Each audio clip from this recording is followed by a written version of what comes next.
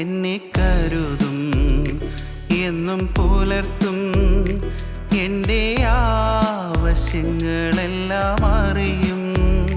ദുഃഖനാളിൽ കൈവിടാതെ തൻ്റെ ചിറകിൻ നിഴലിൽ മറയ്ക്കും. എന്നെ കരുതും എന്നും പുലർത്തും, എൻ്റെ ആവശ്യങ്ങളെല്ലാം അറിയും. ദുഃഖനാളിൽ കൈവിടാതെ തൻ്റെ ചിറകിൻ നിഴലിൽ മറയ്ക്കും. ആശ്രയിപ്പാൻ എനിക്കെന്നും സർവശക്തൻ കൂടെയുണ്ട്. തളരാതെ മരുഭൂവിൽ യാത്ര ചെയ്യും പ്രത്യാശയോടെ. ആശ്രയിപ്പാൻ എനിക്കെന്നും സർവശക്തൻ കൂടെയുണ്ട്. തളരാതെ മരുഭൂവിൽ യാത്ര ചെയ്യും പ്രത്യാശയോടെ.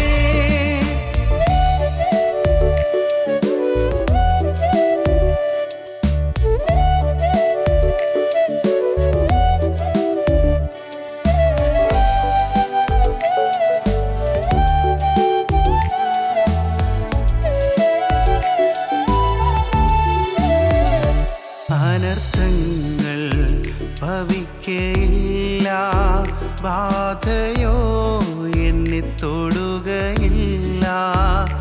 പാതകളിൽ ദൈവത്തിൻ്റെ ദൂതന്മാർ കരങ്ങളിൽ വഹിക്കും. അനർത്ഥങ്ങൾ ഭവിക്കയില്ല, ബാധയോ എന്നെ തൊടുകയില്ല. പാതകളിൽ ദൈവത്തിൻ്റെ ദൂതന്മാർ കരങ്ങളിൽ വഹിക്കും. ആശ്രയിപ്പാൻ എനിക്കെന്നും സർവശക്തൻ കൂടെയുണ്ട്. തളരാതെ മരുഭൂവിൽ യാത്ര ചെയ്യും പ്രത്യാശയോടെ. ആശ്രയിപ്പാൻ എനിക്കെന്നും സർവശക്തൻ കൂടെയുണ്ട്. തളരാതെ മരുഭൂവിൽ യാത്ര ചെയ്യും പ്രത്യാശയോടെ. ഞങ്ങളും ക്രൂശിക്കപ്പെട്ട ക്രിസ്തുവിനെ പ്രസംഗിക്കുന്നു. ദൈവ തിരുനാമത്തിന് മഹത്വം ഉണ്ടാകട്ടെ. രൂത്തിന്റെ പുസ്തകം 1-ാം അധ്യായം 13-ാം വാക്യം. ഈ രാത്രി തന്നെ ഒരു പുരുഷന് ഭാര്യയായി പുത്രന്മാരെ പ്രസവിച്ചാലും അവർക്ക് പ്രായമാകുവോളം നിങ്ങൾ അവർക്കായിട്ട് കാത്തിരിക്കുമോ? നിങ്ങൾ ഭർത്താക്കന്മാരെ എടുക്കാതെ നിൽക്കുമോ? അതു വേണ്ട എൻ്റെ മക്കളെ. യഹോവയുടെ കൈ എനിക്ക് വിരോധമായി പുറപ്പെട്ടിരിക്കയാൽ നിങ്ങളെ വിചാരിച്ച് ഞാൻ വളരെ വ്യസനിക്കുന്നു. ദൈവത്തിന് സ്തോത്രം. യഹോവയുടെ കൈ എനിക്ക് വിരോധമായി പുറപ്പെട്ടിരിക്കയാൽ ഞാൻ നിങ്ങളെ വിചാരിച്ച് വളരെ വ്യസനിക്കുന്നു. ദൈവത്തിന് സ്തോത്രം. നമുക്ക് 11-ാം വാക്യം മുതൽ വായിക്കാം. 11-ാം വാക്യം. അതിന് നവോമി പറഞ്ഞത്, എൻ്റെ മക്കളെ, നിങ്ങൾ മടങ്ങിപ്പോയിക്കൊള്ളുവീൻ. എന്തിന് എന്നോടുകൂടെ പോരുന്നു? എൻ്റെ മക്കളെ, നിങ്ങൾ മടങ്ങിപ്പോയിക്കൊള്ളുവീൻ. എന്തിന് എന്നോട് പോരുന്നു? യഹോവയുടെ കൈ എനിക്ക് വിരോധമായി പുറപ്പെട്ടിരിക്കുന്നു. അതുകൊണ്ട് നിങ്ങൾ വിചാരിച്ച് ഞാൻ വളരെ വ്യസനിക്കുന്നു. നിങ്ങൾ മടങ്ങിപ്പോയിക്കൊള്ളൂ. അമ്മായിയമ്മ നവോമി മരുമക്കൾ രണ്ടുപേരോടും പറയുകയാണ്. 3 പേരും വിധവമാരാണല്ലോ. കഴിഞ്ഞ പ്രാവശ്യം നാം ചിന്തിച്ചതല്ലേ. 3 പേരും വിധവമാർ. ഈ അമ്മായിയമ്മ മരുമക്കൾ രണ്ടുപേരെയും ചേർത്തിരുത്തി വാത്സല്യപൂർവ്വം അവരോട് പറയുകയാണ്, മക്കളെ ഞാനങ്ങ് ബേത്ത്ലേഹേമിലേക്ക് മടങ്ങി പോവുകയാണ്. ഞാനൊരു തെറ്റായ ഡിസിഷനാണ് എടുത്തത്. ഞാൻ ഇങ്ങോട്ട് വരരുതായിരുന്നു, ഞാൻ ഈ മോവാബിലേക്ക് വരരുതായിരുന്നു. എന്തോ എൻ്റെ ഭർത്താവും ഞാനും കൂടി അങ്ങനെ തീരുമാനിച്ചു. പക്ഷേ വന്നതോടുകൂടി എല്ലാം നഷ്ടമായി മക്കളെ. എൻ്റെ ഭർത്താവ് മരിച്ചു, എൻ്റെ ആൺമക്കൾ രണ്ടുപേരും വിവാഹം കഴിച്ചു. അങ്ങനെയാണല്ലോ നിങ്ങൾ ഈ കുടുംബത്തിൽ കയറി വന്നത്. നിങ്ങൾ 2 മക്കളും എനിക്ക് പ്രിയപ്പെട്ടവർ തന്നെയാണ്. പക്ഷേ നിങ്ങളുടെ ഭർത്താക്കന്മാരും മരിച്ചു പോയല്ലോ, എൻ്റെ ആൺമക്കൾ രണ്ടുപേരും മരിച്ചു പോയല്ലോ. മക്കളെ, ഇനി നിങ്ങൾ എൻ്റെ കൂടെ പോരണ്ട. ഞാൻ പോവുകയാണ്, ഞാൻ ബേത്ത്ലേഹേമിലേക്ക് മടങ്ങി പോവുകയാണ്. റോങ് ഡിസിഷൻ ഞാൻ എടുത്തെങ്കിലും ഞാനിപ്പോൾ വ്യക്തമായി തീരുമാനിച്ച് മുമ്പോട്ട് പോവുകയാണ്. ഞാൻ മടങ്ങി പോകാൻ തീരുമാനിക്കുകയാണ്. നിങ്ങൾ എൻ്റെ കൂടെ പോരണ്ട. നിങ്ങൾ മോവാബിൽ ജനിച്ച് വളർന്നവരല്ലേ. നിങ്ങൾക്കിനി പുനർവിവാഹം കഴിച്ച് ജീവിക്കാമല്ലോ, സമാധാനമായി സന്തോഷമായി നിങ്ങൾ കഴിയാമല്ലോ. മക്കളെ, നിങ്ങൾ ഇവിടെ തന്നെ താമസിക്കൂ. അമ്മയും പറയുകയാണ്, എൻ്റെ മക്കളെ നിങ്ങൾ മടങ്ങിപ്പോയിക്കൊള്ളുകയും എന്തിനെന്നോട് പോരുന്നു. ദൈവത്തിന് സ്തോത്രം. യഹോവയുടെ കൈ എനിക്ക് വിരോധമായി പുറപ്പെട്ടിരിക്കിയാൽ നിങ്ങൾ വിചാരിച്ച് ഞാൻ വളരെ വ്യസനിക്കുന്നു. നിങ്ങളുടെ ഭാവി ഓർത്ത് എനിക്ക് സങ്കടമുണ്ട്. നിങ്ങൾക്ക് നല്ല കാലം വരണമെന്ന് ഞാൻ ആഗ്രഹിക്കുന്നത്. നിങ്ങൾക്ക് ഇനിയൊരു നല്ല ഭാവി കിട്ടട്ടെ എന്നാണ് എൻ്റെ ആശ. നിങ്ങൾ എൻ്റെ കൂടെ പോന്നാൽ ഇനി നിങ്ങൾ വിവാഹം കഴിക്കാൻ തക്കവണ്ണം എനിക്ക് ഏതായാലും മക്കളില്ല, മക്കളുണ്ടാകുമെന്നുള്ള പ്രതീക്ഷയുമില്ല. ഞാനൊരു പ്രായമായ സ്ത്രീ, വിധവയായ സ്ത്രീ. അതുകൊണ്ട് കുഞ്ഞുങ്ങളെ, നിങ്ങളൊരു കാര്യം ചെയ്യും, നിങ്ങൾ പിരിഞ്ഞു വയ്ക്കുള്ളൂ. അമ്മായിയമ്മ ഈ മക്കൾക്ക് ഒരു ഉപദേശം കൊടുക്കുകയാണ്. അത് it was A wrong direction, തെറ്റായ ഡയറക്ഷനായിപ്പോയി. അത് അങ്ങനെ പറയരുതായിരുന്നു. അവരെ തെറ്റായ ദിശയിലേക്ക് നയിക്കുകയാണ് ചെയ്തത്. നിങ്ങൾ മടങ്ങിപ്പോയിക്കൊള്ളുവീൻ എന്ന് പറഞ്ഞത് റോങ് ഡയറക്ഷൻ. റോങ് ഡിറക്ഷൻ കൊടുത്തു, തെറ്റായ ഒരു ഡയറക്ഷൻ കൊടുത്തു. പാടില്ലായിരുന്നു, അങ്ങനെ ചെയ്യരുതായിരുന്നു. നിങ്ങൾ മടങ്ങിപ്പോയിക്കൊള്ളീൻ എന്ന് പറയരുതായിരുന്നു. ബേത്ത്ലേഹേമിൻ്റെ സമൃദ്ധിയിലേക്ക് പോകുമ്പോൾ, ബേത്ത്ലേഹേമിലെ സന്തോഷത്തിലേക്ക് പോകുമ്പോൾ അങ്ങോട്ട് പോരാൻ തുടങ്ങുന്നവരെ തടയരുതായിരുന്നു. ബേത്ത്ലേഹേമിൽ ക്ഷാമം വന്നപ്പോഴാണ് ഇങ്ങോട്ട് പോകുന്നത്, മോവാബിലേക്ക് പോകുന്നത്.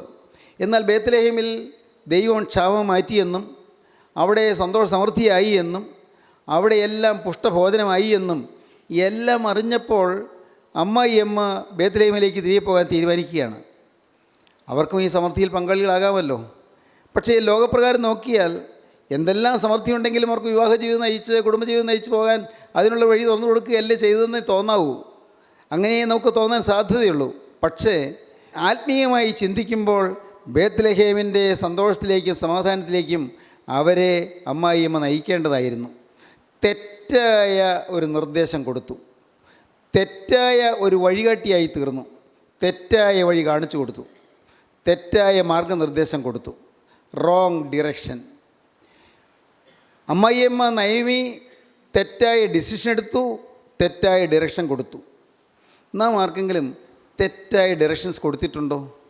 നാം മൂലം ആരെങ്കിലും തെറ്റായ വഴിയിലൂടെ പോകാൻ ഇടയായിട്ടുണ്ടോ? നാം മൂലം ആരെങ്കിലും ദോഷ വഴികളിലേക്ക് തിരിയാനിടയായിട്ടുണ്ടോ? നാം മൂലം ആർക്കെങ്കിലും അനർത്ഥം സംഭവിച്ചു പോയിട്ടുണ്ടോ?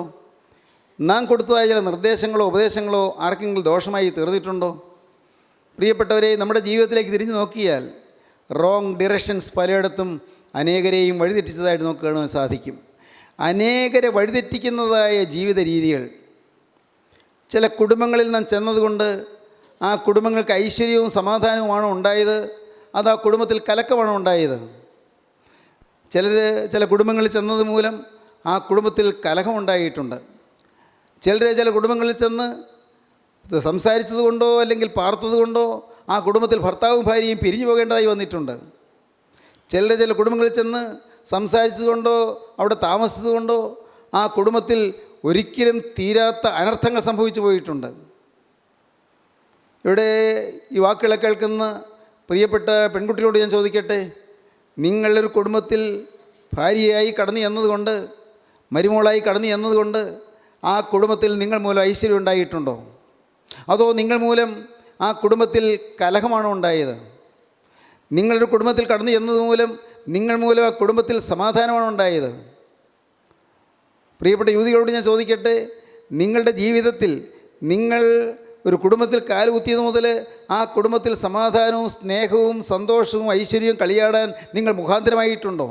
അതോ നിങ്ങൾ അവിടെ ചെന്നത് മൂലം അവിടെ കലങ്ങിപ്പോയിട്ടുണ്ടോ? നിങ്ങൾ ആർക്കെങ്കിലും ചിലത് ഉപദേശിച്ചു കൊടുത്തു, ചില ഉപദേശങ്ങൾ കൊടുത്തു, നിങ്ങൾ ചിലരെ ചില വഴികളിലൂടെ നടത്തി, നിങ്ങൾ മൂലം ചിലർ മദ്യപാനികളായിട്ടുണ്ടോ? നിങ്ങൾ മൂലം ചിലരെ ചീട്ടുകളിക്കാരായി തീർന്നിട്ടുണ്ടോ? നിങ്ങൾ മൂലം ചിലരെ പകടുകളിക്കാരായി തീർന്നിട്ടുണ്ടോ? നിങ്ങൾ മൂലം ചിലരെ ഗാംബ്ലിംഗ് നടത്തി പണം നഷ്ടപ്പെടുന്നവരായി തീർന്നിട്ടുണ്ടോ? നിങ്ങൾ മൂലം ചിലർ അരുതാത്ത വഴികളിലൂടെ പോയി ജീവിതം അശുദ്ധമാക്കി കളഞ്ഞിട്ടുണ്ടോ? നിങ്ങളുടെ ദുഷ്പ്രേരണ മൂലം, നിങ്ങളുടെ ദുരുപദേശം മൂലം ചിലരെ വിശ്വാസം ത്യജിക്കാനിടയായിട്ടുണ്ടോ? മദ്യപാനം വിട്ട് വന്നവർ നിങ്ങളുടെ പെരുമാറ്റം മൂലം വീണ്ടും മദ്യപാനത്തിലേക്ക് തിരിച്ചു പോകാൻ ഇടയായിട്ടുണ്ടോ? നിങ്ങൾ മൂലം കുടുംബങ്ങൾ കലങ്ങിയിട്ടുണ്ടോ? ദയവായി ചിന്തിക്കൂ. റോങ് ഡിറക്ഷൻസ് ഒരിക്കലും പാടില്ല. ദൈവത്തിന് സ്തോത്രം. ശരിയായ ദിശയിലൂടെ നയിക്കുക, ശരിയായ വഴിയിലൂടെ മാത്രമേ നയിക്കാവൂ. നമ്മുടെ ഓരോ വാക്കും, ഓരോ നോക്കും, ഓരോ ചലനവും ശരിയായ നിർദ്ദേശങ്ങൾ കൊടുക്കുന്നതായിരിക്കട്ടെ. മറ്റുള്ളവർക്ക് ശരിയായ നിർദ്ദേശങ്ങൾ കൊടുക്കണം. റോങ് ഡിറക്ഷൻ കൊടുത്തു പോകരുത്. ദൈവത്തിന് സ്തോത്രം. ചിന്തിച്ചു നോക്കൂ, എൻ്റെ ജീവിതത്തിൽ ഞാൻ മൂലം ആർക്കെങ്കിലും അനുഗ്രഹം ഉണ്ടായിട്ടുണ്ടോ? എൻ്റെ ജീവിതത്തിൽ ഞാൻ മൂലം ആരുടെയെങ്കിലും ഹൃദയം തണുത്തിട്ടുണ്ടോ? എൻ്റെ ജീവിതത്തിൽ ഞാൻ മൂലം ആർക്കെങ്കിലും ഒരു സമൃദ്ധി ഉണ്ടായിട്ടുണ്ടോ? എൻ്റെ ജീവിതത്തിൽ ഞാൻ മൂലം ആർക്കെങ്കിലും ഐശ്വര്യം ഉണ്ടായിട്ടുണ്ടോ? എൻ്റെ ജീവിതത്തിൽ ഞാൻ കൊടുത്ത നിർദ്ദേശം മൂലം ആരെങ്കിലും ഉയർന്ന് പഠിക്കാനിടയായിട്ടുണ്ടോ? ദൈവത്തിന് സ്തോത്രം. എൻ്റെ ജീവിതത്തിൽ ഞാൻ മൂലം ആർക്കെങ്കിലും നിരാശപ്പെട്ടു പോയ ജീവിതത്തിൽ സമാധാനം കൊടുക്കാൻ എനിക്ക് കഴിഞ്ഞിട്ടുണ്ടോ? ദൈവത്തിന് സ്തോത്രം. എന്താണ് ഭക്തി? ഭക്തി എന്ന് പറഞ്ഞാൽ എന്താണ്? ഭക്തി ജീവിതം എന്ന് പറഞ്ഞാൽ എന്താണ്? യാക്കോബ് ശ്ലീഹ പറയും, യാക്കോബിൻ ലേഖനം 1-ാം അധ്യായത്തിൻ്റെ അവസാനത്തെ വാക്യം, ഏതാണ് ഭക്തി, എന്താണ് ഭക്തി എന്ന് പറയും. വായിക്കാം. പിതാവായ ദൈവത്തിൻ്റെ മുമ്പാകെ, പിതാവായ ദൈവത്തിന് മുൻപാകെ ശുദ്ധവും നിർമ്മലവുമായുള്ള ഭക്തിയോ, ശുദ്ധവും നിർമ്മലവുമായുള്ള ഭക്തിയോ, അനാഥരെയും വിധവമാരെയും അവരുടെ സങ്കടത്തിൽ ചെന്ന് കാണുന്നതും ലോകത്താലുള്ള കളങ്കം പറ്റാതെ വണ്ണം തന്നെത്താൻ കാത്തുകൊള്ളുന്നതുമാകുന്നു. എന്താണ് ഭക്തി? അനാഥരെയും വിധവമാരെയും അവരുടെ സങ്കടത്തിൽ ചെന്ന് കാണുന്നു, ദുഃഖിക്കുന്നവർക്ക് ആശ്വാസം കൊടുക്കുന്നു, അനാഥർക്ക് തണലായി നിൽക്കുന്നു, അഗതികൾക്ക് തുണയായി നിൽക്കുന്നു, ആരോരും ഇല്ലാത്തവർക്ക് തണലും തുണയുമായി നിൽക്കുന്നു, വശം കെട്ടുപോയവർക്ക് സഹായമില്ലാത്തവർക്ക് താങ്ങായി തണലായി സഹായമായി തുണയായി നിൽക്കുന്നു. ദൈവത്തിന് സ്തോത്രം. എന്താണ് ഭക്തി?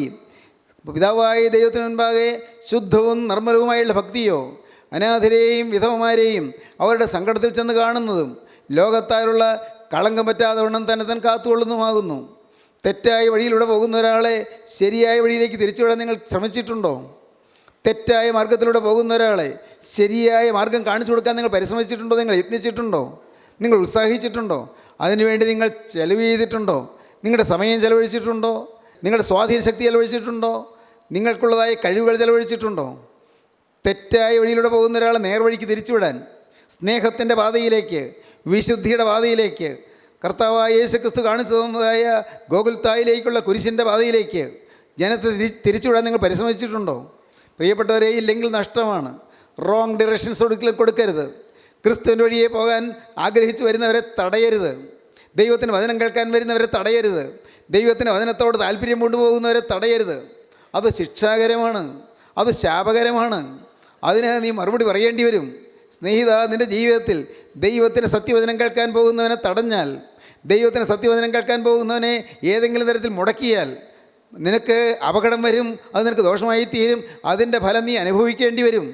കാരണം ദൈവത്തിന് സ്തോത്രം. പ്രിയപ്പെട്ടവരെ, അവനെ ശരിയായ വഴിയിലേക്ക് തിരിച്ചു വിടേണ്ടതിന് പകരം അവനെ ആ വഴിയിൽ നിന്ന് പിന്തിരിപ്പിക്കാൻ നീ ശ്രമിക്കുന്നത് മൂലം അവന് കിട്ടാൻ പോകുന്ന അനുഗ്രഹത്തെ നീ തടയുകയാണ്. അവരോ കടക്കുന്നില്ല, കടക്കുന്നവരെ തടുത്തും കളഞ്ഞുവെന്ന് കർത്താവായ യേശു ക്രിസ്തു യെരൂശലേമിലെ ദേവാലയത്തിലെ മഹാപുരോഹിതന്മാരെയും ശാസ്ത്രികളെയും പരീശന്മാരെയും കുറിച്ച് പറഞ്ഞതുപോലെ ഇന്ന് ജീവൻ്റെ വഴിയിലേക്ക് കടക്കുന്നില്ല, കടക്കുന്നവരെ തടുത്തും കളയുന്നു പറയുന്നത് പോലത്തെ അനുഭവത്തിൽ കഴിയുന്ന അനേകം ആളുകളുണ്ട്. ജീവൻ്റെ വഴിയിലേക്ക് പോകുന്നവരെ തടുക്കരുത്. സത്യവചനം കേൾക്കാൻ പോകുന്നവരെ തടുക്കരുത്. ജീവൻ്റെ വചനം കേട്ട് സത്യ തീരുമാനത്തിലേക്ക് വരുന്നവരെ തടുക്കരുത്. പാപത്തോട് യാത്ര പറഞ്ഞു നിൽക്കുന്നവരെ അവരെ നിരുത്സാഹപ്പെടുത്തരുത്. അഴിമതിയും കൊള്ളരുതായ്മയുമായി ജീവിക്കുന്നവർ, കള്ളത്തരങ്ങൾ ചെയ്യുന്നവർ, കൊള്ള ലാഭം എടുക്കുന്നവർ, കൂലിത്തല്ലിന് പോയവർ, കൊട്ടേഷൻ സംഘത്തിൽപ്പെട്ടവർ, പ്രിയപ്പെട്ടവരെ, മദ്യപാനത്തിൽ ജീവിതം മുടിച്ചവർ, മാതാപിതാക്കളെ അനുസരിക്കാതിരുന്നവർ, പഠിച്ച കോളേജ് തല്ലി പൊളിച്ചവർ, കോളേജിലെ അധ്യാപകരെയും ഒരുപക്ഷേ ചില പ്രിൻസിപ്പലിനെയും തല്ലിയവർ, അങ്ങനെയുള്ളവരെ അവരെ മാനസാന്തരത്തിലേക്ക് നയിക്കുന്ന ഈ കൂട്ടായ്മ, ദൈവത്തിന് സ്തോത്രം, അവരെ സത്യമാനസാന്തരത്തിലേക്ക് കൊണ്ടുവരുന്ന ഈ കൂട്ടായ്മ, അതാണ് ഈ കൂട്ടായ്മ ചെയ്യുന്നത്. ഈ കൂട്ടായ്മ സഭ മാറ്റുന്നില്ല, ഈ കൂട്ടായ്മ സമുദായം മാറ്റുന്നില്ല, ഈ കൂട്ടായ്മ ഒരു പുതിയ സഭ തുടങ്ങുന്നില്ല. ഈ കൂട്ടായ്മ ക്രിസ്ത്യൻ റിവൈവൽ ഫെലോഷിപ്പ് എന്താണ് ചെയ്യുന്നത്? ഇത് ഞാൻ വീണ്ടും ആവർത്തിച്ച് പറയേണ്ട ആവശ്യമില്ലല്ലോ, നിങ്ങൾക്കറിയാമല്ലോ. ക്രിസ്ത്യൻ റിവൈവൽ ഫെലോഷിപ്പ് അവരവർ നിൽക്കുന്ന സഭയിൽ നിന്നുകൊണ്ട് യേശുക്രിസ്തുവിൻ്റെ സുവിശേഷം അനുസരിച്ച് ജീവിക്കുവാൻ തീരുമാനമെടുക്കുന്നു. അങ്ങനെ ഇരിക്കെ അനേകരുടെ ജീവിതത്തിൽ രൂപാന്തരം വരികയും അനേക കുടുംബങ്ങൾ സമാധാനം അനുഭവിക്കുകയും അനേകർ സന്തോഷം അനുഭവിക്കുകയും അനേകരുടെ സ്വഭാവം മാറുകയും അനേകം പേര് മദ്യപാനവും കഞ്ചാവ് വലിയും കൊള്ളരുതായ്മകളും അതുപോലെ മയക്കുമരുന്നുകളും ഉപേക്ഷിച്ച് യേശുക്രിസ്തുവിൻ്റെ വഴിയിലേക്ക് തിരികുകയും ചെയ്യുന്നത് അത് എത്രയോ ശുഭകരമായ കാര്യമാണ്. അതിനെ പ്രോത്സാഹിപ്പിക്കുകയല്ലയോ വേണ്ടത്, അതിനെ തടുക്കരുത്. ദൈവത്തിന് സ്തോത്രം. റോങ് ഡിറക്ഷൻ കൊടുക്കരുത്, റോങ് ഡിറക്ഷൻ ഒരിക്കലും ചെയ്യരുത്. കർത്താവിലേക്ക് വരുന്നവരെ തടയരുത്, കർത്താവിൻ്റെ വചനത്തിലേക്ക് വരുന്നവരെ തടുക്കരുത്. ദൈവത്തിന് സ്തോത്രം. എന്തിനാണ് ഇത് ആവർത്തിച്ച് പറയുന്നത്? പ്രിയപ്പെട്ടവരെ, നമ്മുടെ ഒരു ചെറിയ ചലനം പോലും ദൈവത്തിങ്കിലേക്ക് വരുന്നവരെ തടുക്കാനിട വരരുത്, ഒരിക്കലും സംഭവിക്കരുത്. അത് നമുക്ക് നാശമാണ്, അത് നമുക്ക് ശാപകരമായി തീരും. നിത്യതയിലേക്ക് ചെല്ലുമ്പോൾ നമുക്ക് കണക്ക് പറയേണ്ടി വരും. നിത്യതയുണ്ടെന്ന് വിചാരമുണ്ടോ? ഒരു നിത്യതയുണ്ടെന്ന് വിചാരമുണ്ടോ? ഒരു നിത്യത, ആ നിത്യത നാം അഭിമുഖീകരിക്കേണ്ടി വരുമെന്ന് വിചാരമുണ്ടോ?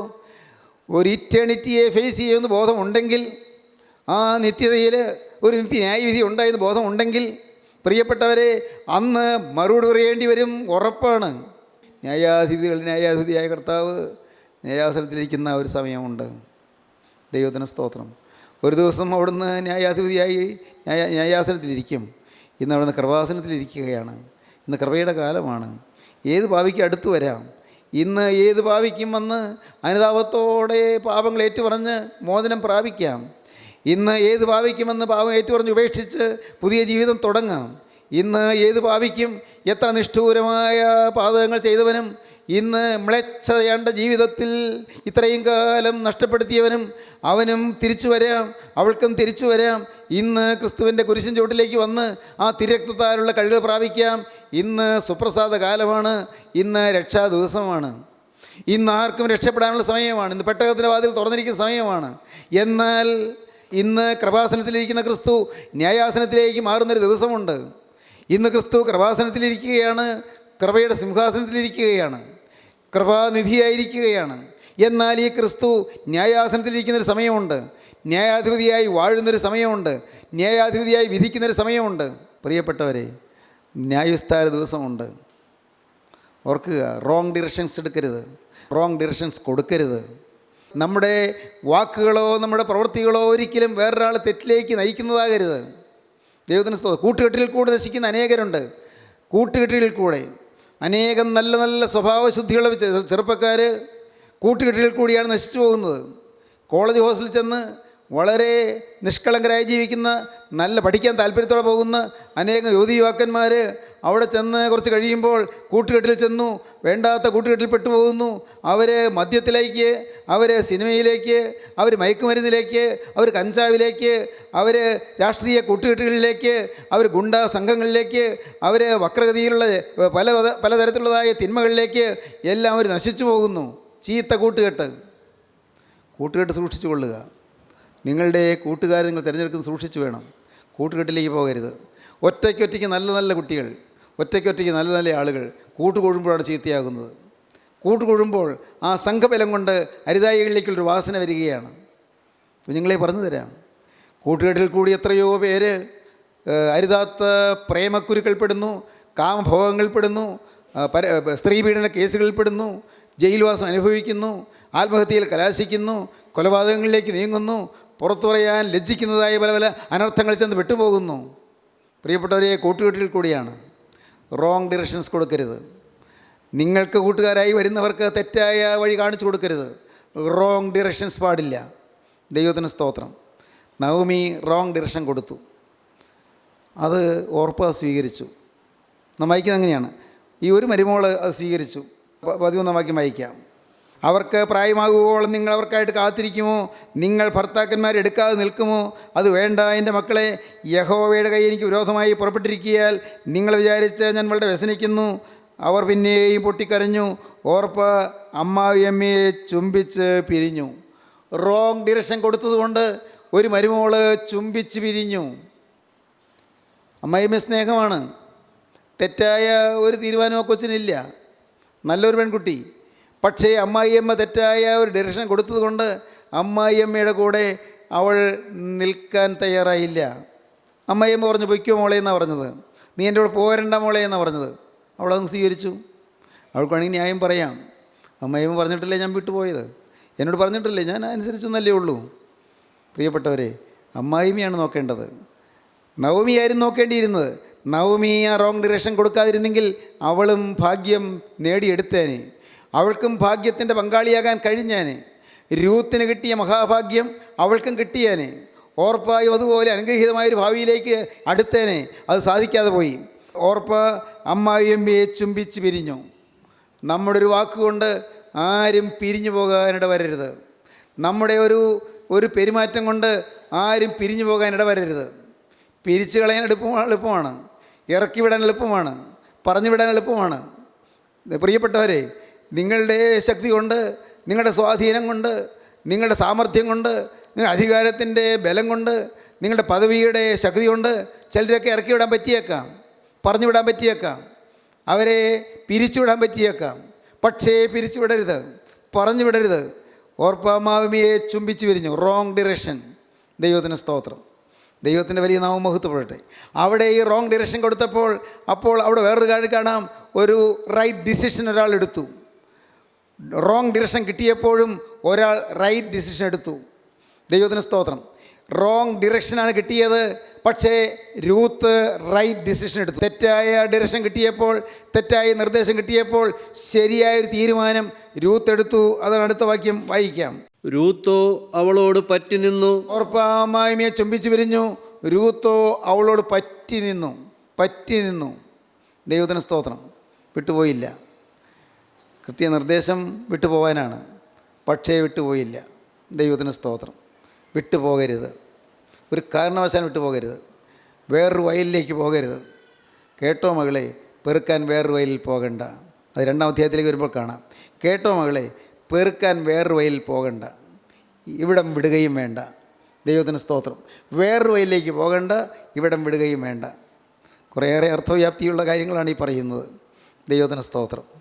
അതുകൊണ്ടാണ് പ്രിയപ്പെട്ടവരെ, ക്രിസ്ത്യൻ റിവൈവൽ ഫെലോഷിപ്പ് ഒരു വലിയ മർമ്മപ്രധാനമായ കാര്യം ചിന്തിച്ച് വെച്ചിരിക്കുന്നത്.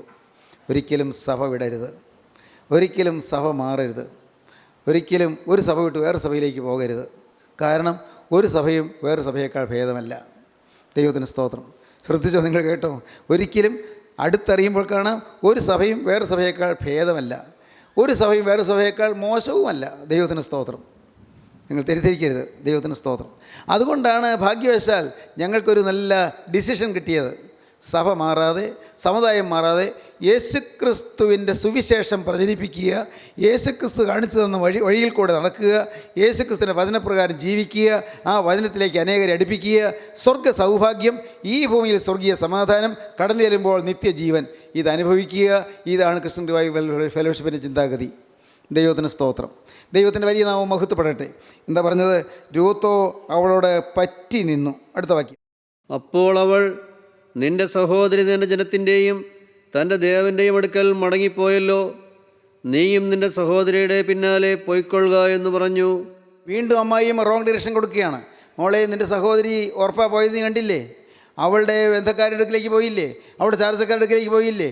മോളെ, നീയും പൊയ്ക്കോ, നീ എൻ്റെ കൂടെ നിൽക്കണ്ട, നീയും പൊയ്ക്കോ കുഞ്ഞെ, നീയും പൊയ്ക്കോ മോളെ, നീയും പൊയ്ക്കോ. നിൻ്റെ സഹോദരി തൻ്റെ ജനത്തിൻ്റെയും തൻ്റെ ദേവൻ്റെയും അടുക്കൽ മടങ്ങിപ്പോയല്ലോ, നീയും നിൻ്റെ സഹോദരിയുടെ പിന്നാലെ പൊയ്ക്കൊള്ളുക എന്ന് പറഞ്ഞു. എന്താ പറഞ്ഞ വാക്ക്?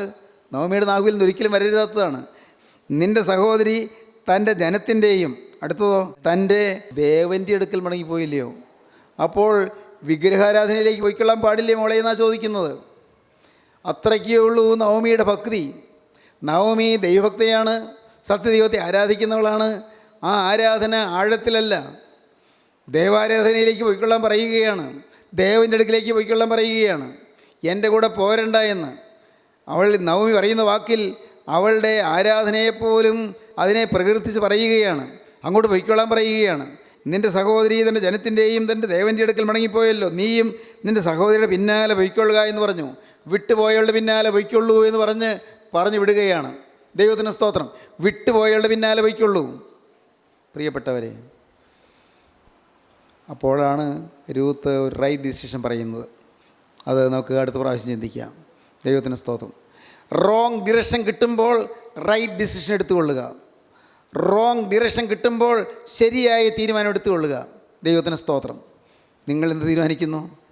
ശരിയായ തീരുമാനം, ക്രിസ്തുവിൻ്റെ കൂടെ നീങ്ങാനുള്ള തീരുമാനം. ഇതുവരെ ക്രിസ്തുവിൻ്റെ കൂടെ അല്ലായിരുന്നു, ഇതുവരെ സാത്താൻ്റെ കൂടെ ആയിരുന്നു, ഇതുവരെ പിശാചിൻ്റെ കൂടെ ആയിരുന്നു, ഇതുവരെയും ജീവിതത്തിൽ പാപം ഉണ്ടായിരുന്നു, ഇതുവരെയും തിന്മയുണ്ടായിരുന്നു. പാപം മൂലം സാത്താൻ നമ്മെ ബന്ധിച്ചിട്ടിരിക്കുകയായിരുന്നു. നാം സാത്താൻ്റെ ചൊൽപ്പടിക്ക് നടക്കുന്നവരായിരുന്നു, സാത്താൻ്റെ ഇഷ്ടം നിവർത്തിക്കുന്നവരായിരുന്നു, അശുദ്ധിയുടെ പിന്നാലെ പോകുന്നവരായിരുന്നു. എന്നാൽ ഇന്ന് ഈ വാക്കുകൾ നിങ്ങൾ കേട്ടുകൊണ്ടിരിക്കുമ്പോൾ നിങ്ങൾക്കിപ്പോൾ ഒരു തീരുമാനമെടുക്കാം. ഇല്ല, ഇതുവരെയും ഞാൻ സാത്താൻ്റെ ബന്ധനത്തിലായിരുന്നു, ഇതുവരെയും ഞാൻ സാത്താൻ്റെ ജയിൽ പുള്ളിയായിരുന്നു, ഇതുവരെയും സാത്താനിൻ്റെ പാപം കൊണ്ട് എന്നെ ബന്ധിച്ചിട്ടിരിക്കുകയായിരുന്നു. ഇനിമേൽ ഞാൻ കർത്താവേ പാപത്തെയും സാത്താനെയും ഉപേക്ഷിച്ച് ഞാനിതാ തിരുവൻപാകെ തീരുമാനമെടുത്ത് വരുന്നു. നാഥ, നിൻ്റെ സന്നിധിയിലേക്ക് ഞാൻ വരുന്നു, നിൻ്റെ പാദപീഠത്തിലേക്ക് ഞാൻ വരുന്നു. നാഥ, നീ എന്നെ കൈക്കൊള്ളണമേ. പ്രിയപ്പെട്ടവരെ, നിങ്ങൾക്കിപ്പോൾ തീരുമാനിക്കാം. ദൈവകരങ്ങളിലേക്ക് നിങ്ങളെ കൊടുക്കാം. നമുക്ക് വേണ്ടി കുരിശിൽ കുറ്റമില്ലാത്ത രക്തം ചിന്തിയ കർത്താവായ യേശു ക്രിസ്തുവിൻ്റെ പാദപീഠം കെട്ടിപ്പിടിച്ചുകൊണ്ട് നിങ്ങൾക്ക് കർത്താവിനോട് വാക്ക് പറയാം. കർത്താവേ, ഞാൻ വിട്ടുപോവുകയില്ല. നാഥ, ഞാൻ പിരിഞ്ഞു പോവുകയില്ല. യേശു ക്രിസ്തുവിൻ്റെ പാദപീഠത്തിൽ നിന്ന് ഞാൻ മാറിപ്പോകുകയില്ല. യേശുവിൻ്റെ പാദപീഠത്തോട് ഞാൻ ചേർന്ന് നിൽക്കും. യേശുവിനെ മുറുകെ പിടിച്ചുകൊണ്ട് ഞാൻ നിൽക്കും. കർത്താവേ, പാപമില്ലാത്ത പുതിയ ജീവിതം ഞാൻ നയിക്കും. ഇന്ന് നിങ്ങൾക്ക് തീരുമാനിക്കാം. പാപമില്ലാത്ത ജീവിതത്തിന് സൗഖ്യം, പാപരഹിതമായ ജീവിതത്തിന് സമാധാനം, അത് അനുഭവിക്കുവാനാണ് കർത്താവ് വിളിച്ചിരിക്കുന്നത്. നമ്മെ ഓരോരുത്തരെയും കർത്താവ് സ്നേഹത്തോടെ ചേർത്തണച്ചിരിക്കുകയാണ്. നിങ്ങൾ വിശ്വസിക്കൂ. ഇന്നത് കേട്ടുകൊണ്ടിരിക്കുമ്പോൾ നിങ്ങൾക്ക് നിങ്ങളുടെ ഹൃദയം തുറക്കാം.